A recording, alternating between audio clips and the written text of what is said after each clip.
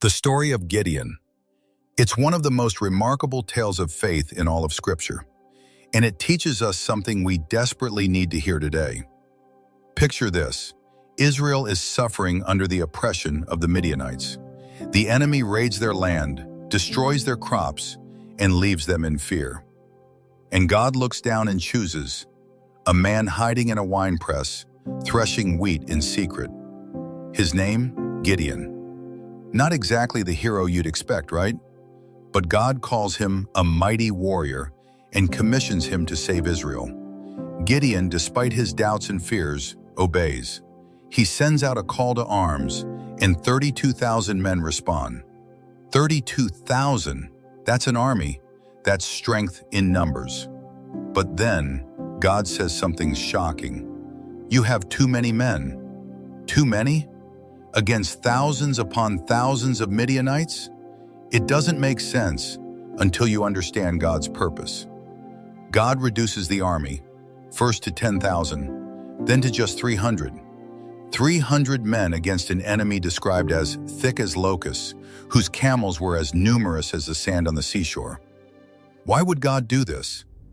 He tells us clearly, so that Israel may not boast against me that her own strength has saved her. God wanted them to know beyond any shadow of doubt that the victory was His, not theirs. And what a victory it was. With no swords drawn, no traditional battle plan, just torches hidden in clay jars, trumpets, and a shout in the middle of the night. At Gideon's signal, those 300 men broke their jars, revealing blazing torches all around the enemy camp. They blew their trumpets and shouted, "For the Lord and for Gideon." And the enemy? They fell into complete confusion. They turned their swords on each other and fled in terror. God didn't need an army.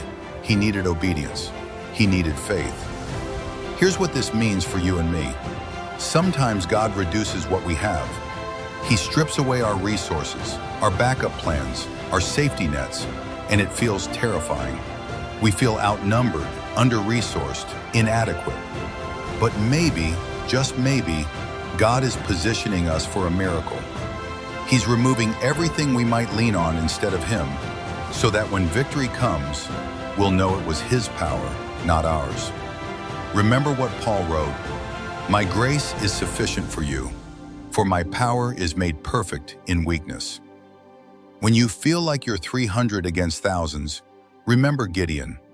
Remember that God's strength shines brightest through our surrender and faith.